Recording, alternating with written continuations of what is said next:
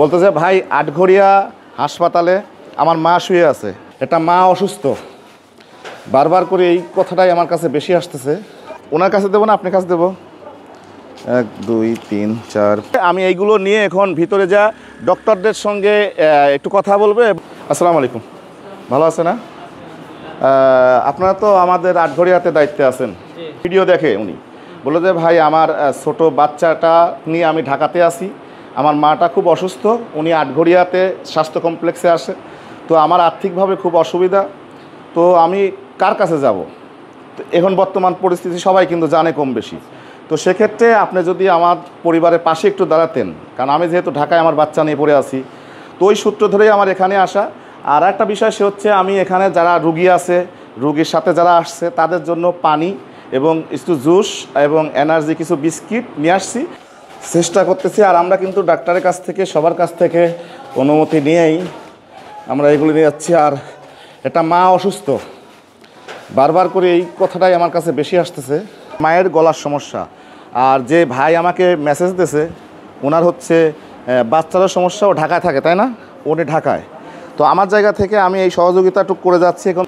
1 2 3 4 5 6 7 8 9 10 11 12 13 14 15 30 31 32 33 34 35 36 37 38 39 40, এই 4000 টাকা আমার পক্ষ থেকে দিয়ে গেলাম। আর হাসপাতালে এটা আপনার কাছে রাখেন, হ্যাঁ? কোনো কিছুর প্রয়োজন হলে পরে রাখেন। আর আপনার যদি এমনি অন্য কোনো সমস্যা হয় সেগুলো আমাকে একটু কল দিয়ে জানাবেন, আমার নাম্বারটা আপনার কাছে আছে। একটু পানি টানি এগুলো নেওয়া একটু, হ্যাঁ, একটু হেল্প করো। ধরো এটা একটু ধরো, আমার কাছে নিয়ে আসো, আসো ধরো পিছনে এদিকে দেখ কোথায় আছে। আচ্ছা আমরা ওইদিকে দিয়ে দিচ্ছি। আপনার ওকে, ঠিক। আসসালামু আলাইকুম, আপনারা সবাই কেমন আছেন? ভালো আছেন? যাক আলহামদুলিল্লাহ। ইনশাল্লাহ খুব দ্রুতই আমাদের দেশটা সুন্দরভাবে হবে, কোনো টেনশন করবেন না। আমাদের সাধারণ গরিব মানুষ থেকে যারাই আছেন সবার মুখে যেন হাসি ফোটে, সেরকমভাবেই হবে আমাদের দেশ সামনের দিকে। হ্যাঁ নেন পানি দাও, পানি ভাই, চাচা পানি। ও বিস্কুট দিছি পানি দিচ্ছি, বিস্কুট দিচ্ছি ও পাশেও দিচ্ছি, এ পাশে দিয়ে নেই। হ্যাঁ নেন এটা নেন।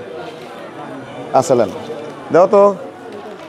হ্যাঁ দিচ্ছি, হ্যাঁ নেন। হ্যাঁ দিচ্ছি ময়না দিচ্ছি। এলো ময়না, এলো দিচ্ছি, সমস্যা নাই। রুগীর সাথে যে বাচ্চাগুলো আছে তাদেরকে দিবেন, হ্যাঁ, যেহেতু আমরা আরও রুগীকে দেবো। যাও, হ্যাঁ দিচ্ছি দেন আগে রুগীকে দিতে হবে। এটা ধরেন তো দেখি, ধরেন পানি নিয়ে আসেন। পানি আনতে গেছে এই আস্তে, কেউ চেঁচাই না, আস্তে জোরে না। হ্যাঁ এটা নেন। হ্যাঁ দিচ্ছি। পিছনে আরও আছে না? আচ্ছা দিচ্ছি। কোন পাশে? এখানে দিচ্ছি ভাই। হ্যাঁ এটা নেন। দোয়া করবেন যেন সবাইকে দিতে পারি, শুধু এই সামান্য কিছু না, আর্থিকভাবে আরও কিছু জন্য দিতে পারি। আমরা একটা মায়ের জন্য কেবল কিছু দিয়ে গেলাম আর্থিকভাবে, আরও মায়েকে, আরও মা, আরও বাবাকে পাশে যেন দাঁড়াতে পারি ইনশাল্লাহ। হ্যাঁ দিচ্ছি আন্টি দিচ্ছি। হ্যাঁ এটা না, যান দাও বাচ্চাকে দেন। ও বাপ নাই, আরে কি যে একটা অবস্থা। ধরো এটা নাও। আমার এই শফিক ভাইয়ের জন্য সবাই দোয়া করবেন। হ্যাঁ কোথায় বাড়ি ওর? ভরতপুর কোন জায়গায়?